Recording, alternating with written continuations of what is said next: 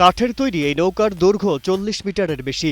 এতে চেপেছেন ৫০ জন প্যাডেলার। নদীর তীরে দর্শকরা পতাকা নেড়ে হাততালি দিয়ে তাদের সমর্থন জানাচ্ছেন।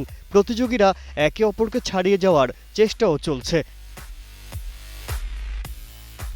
ইন্দোনেশিয়ায় কুয়ান্তান নদীতে অনুষ্ঠিত হলো পাকু জল উৎসব। পাকু জলের শব্দের অর্থ নৌকার দৌড়। অনেকটা দীর্ঘ এই নৌকার সামনে একজন নৃত্যশিল্পী থাকে। সে সাপ বা ড্রাগনের মতো নৃত্য দেখিয়ে প্যাডেলারদের উৎসাহিত করে। ইন্দোনেশিয়ার প্রতিটি গ্রামে এই ধরনের নৌকা থাকে।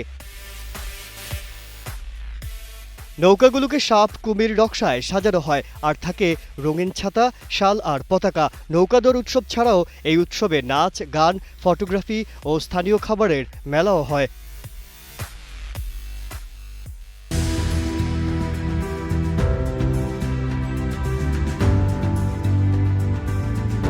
১৭ শতাব্দী থেকে কুয়ান্তান নদীতে এই উৎসব পালিত হচ্ছে। একসময় এই নৌকাতে আখ, কলা পরিবহন করা হতো। পরবর্তীতে ইসলামিক ছুটি এবং স্থানীয় নেতাদের সম্মানে এই উৎসবের যাত্রা শুরু।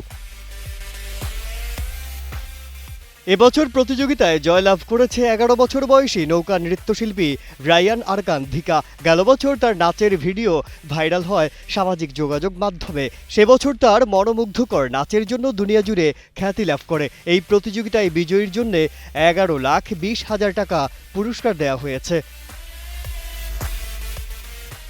এবছর প্রায় ১৫ লাখ পর্যটক এই উৎসবে অংশগ্রহণ করেছে। ইউনেস্কোর ঐতিহ্য তালিকায় স্থান পেতে চলছে এই ঐতিহ্যবাহী নৌকাবাইচ উৎসব।